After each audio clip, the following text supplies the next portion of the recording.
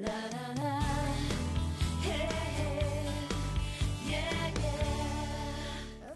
Welcome back to Daytime. Well, this time of year, some people love to get into the video games. Maybe you're getting one yourself, but what if you could actually create your own? What if you have a story to tell? What if you have some adventure you would like to go on that no one has touched before? Well, there's a possibility for you to do just that right in our own backyard. One More Story Games, and we have some lovely people joining us here as well. We have Blair, as well as Jean has been here before. We love Jean Leggett, both of you, married couple, been together for about 18 years, something like that. Yeah. Unbelievable. And Michael Walton is joining us over there as well, police officer and officer of APOC. Go to apoc.ca if you want to check out his book, but we're going to get to that. Lots to get to. So let's talk a little bit about One More Story Games. It's been quite a ride for you two. Yeah. It's been about a year that you guys have really invested all of your time into this business. But let's backtrack a little bit, because you've came back to Barrie. You're a Barrie boy who's now came back to Barrie. Tell us a little bit about your story. I was born and raised in Barrie, and was always great at computers way back when as a tyke, and just I went to university out west, and then I worked at Electronic Arts for 8 years, and another company named Zynga down in the States. And then we ran into some problems in Dallas, Texas. I was misdiagnosed or had some problems with some pharmacy problems down there, and I nearly died. Oh my gosh. Yeah, and so we just needed to come home, and that's where we've been for the past 4 years now. So you're coming home, so you're basically leaving your jobs, leaving your life because of some medical issues, because of pharmaceuticals gone wrong, basically, coming back to your hometown of Barrie to start all over again, Jean. I think Blair knew one person from grade 5 and his mom and dad. That was it. I mean, I had some friends in Toronto, but we wanted to come home and really just recover. We didn't know if we were just going to pack up and go back to San Francisco. And we thought, you know what, Barrie's really cool, and it's been really great to us.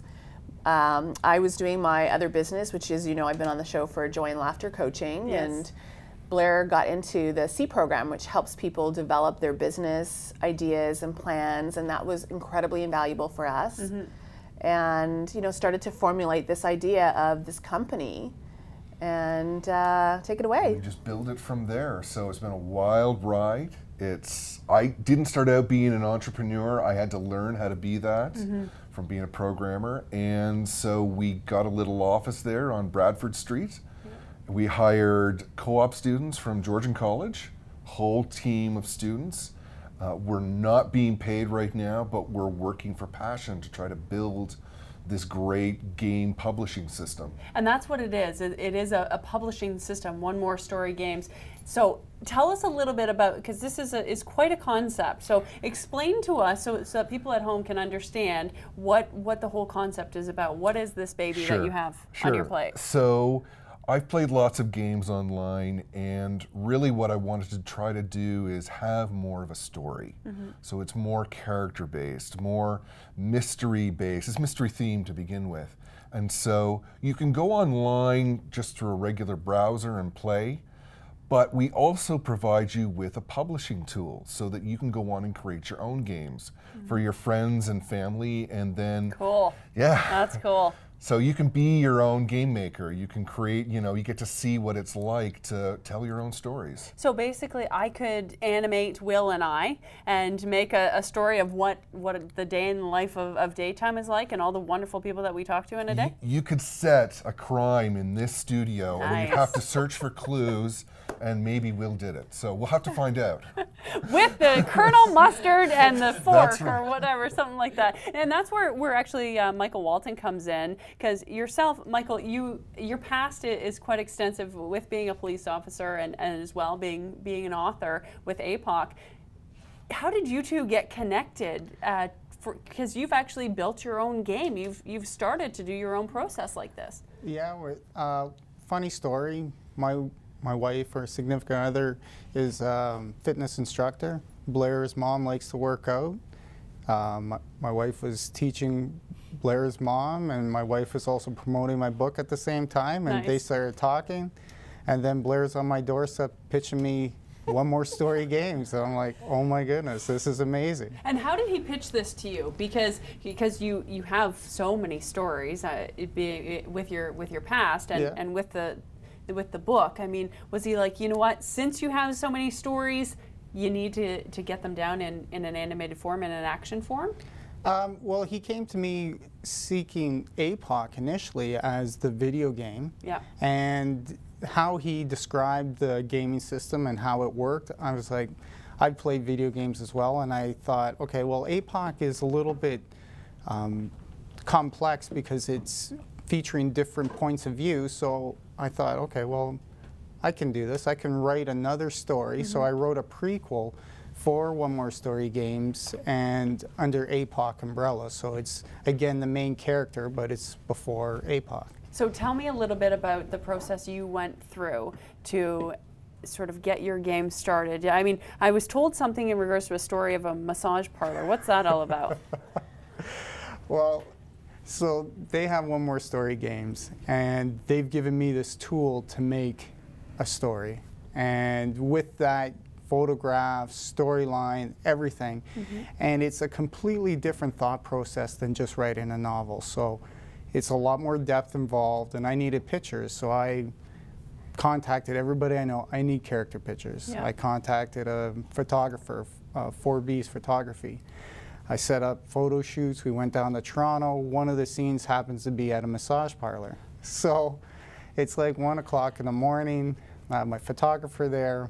My wife's there, and I need my actress, who was supposed to be a masseuse, leaving the massage parlor scantily dressed. Yeah. Broke her toe. That kind of massage parlor, yeah. She broke her toe? She broke her toe, so then I needed a new actress that could walk out of this massage parlor. And I said, honey, you're going to have to dress the part, and you're going to have to walk out of this massage parlor. So we're there taking her picture. And we're doing the last couple shots, and Toronto police shows up on scene going, What is going on?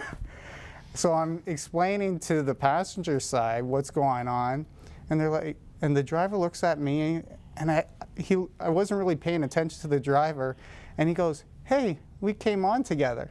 And I look at him, and we worked together, and I was like, oh my goodness, it was a reunion. A reunion while your wife is scantily dressed and you're in front of a massage parlor. That is fantastic. Yeah. That's an awesome story. And you've actually brought some real life props. So can you pass these? Because this is a bullet that I'm holding, and then I'll be careful with it, Michael. Okay. Yeah. So did you use these props in your game? This is a cell phone that has been shot with a bullet.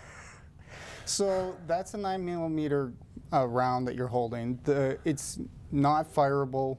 The casing, I've just taken the projectile and shoved it back in the casing. As you can see, there's a primer tap on the back of the bullet. So that's the kind of bullet that my friend helped me shoot.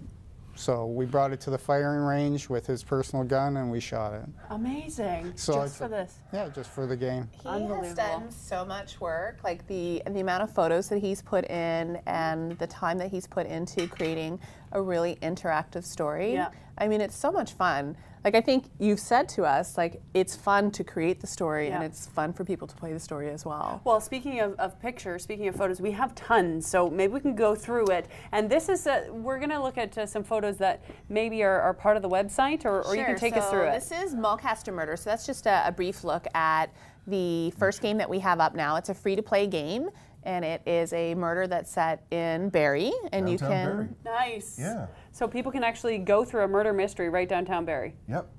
Now this is another one we have set in New York City, so you can sort of see what it's like to have the map and sort of see all these different sites to go hunting for clues. That's a scene from Mike's from downtown Toronto. So you can make it very local to tell these stories. It can be right around the corner. And then you can pick wherever you want to go. That's right. Inside that city. And this is to talk to somebody. This is the conversation interaction. So you ask certain questions and you get responses and try to get the truth out. And you can actually antagonize a character within the game, or cozy up to them. So, and in fact, affect the relationship that you have with those characters. Maybe they'll tell you something because you've become such great friends. This is the relationship I like wheel. it, as you're saying, yes. Sorry, this is the relationship wheel of all the characters. You can see how they all interrelate together. So you can see who hates who, or who do you think is lying. So it's a different way to see all the characters in a story. How much fun is this?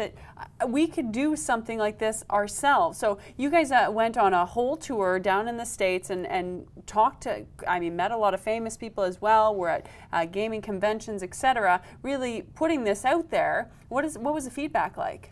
You know, people are really excited that are in the traditional publishing sphere because there's nothing like this that exists that allows writers to get into gaming. And most people do not know that gaming is overtaking film, TV, and music combined. Exactly. It's a huge market. We're going to be moving into tablets and, to be able to do it on tablet and phone, maybe in the summertime, maybe sooner. And so it's one way for you to experience books. Yeah. It's really about story and character, and that has been our #1 priority, and also to return royalties to writers as well. Which is great, to be able to they can take whatever they have, their idea, to the next level. Blair, what are you hoping for?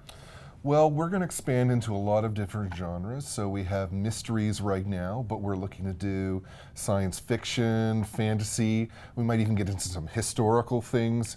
We can have educational subjects as well. So you could give a high school class an assignment to tell Romeo and Juliet as an interactive game. Yeah. So you've got to learn all the characters. You've got to, what's their backstories? What would happen if this scene hadn't happened and you talked and said something else? Unbelievable. So really, this could be a learning tool as well to really incorporate whatever story, whatever book into an educational form. Yeah, and we're all Barrie based. Yeah. So we're right downtown. We're all run with Georgian College students. Yes. So we're all working on a passion and dream to get this off the ground. So people can try it out on the website. You can have a trial, check it out, see if you like it. Michael, your game is going to be up live. When's that going to be happening? People can check it out, right? Yes, Yeah. it's coming very soon. Okay. It's coming Christmas very soon. gift. There you go. So it is onemorestorygames.com. That's the website that you can check out as well to find out all about those interesting characters and how you can make yourself possibly